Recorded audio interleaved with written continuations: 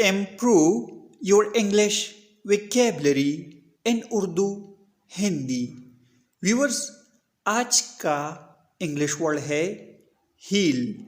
Heal का मतलब है शफाई बख्शना, तंदुरुस्त करना, दर्द दिल की दुआ करना।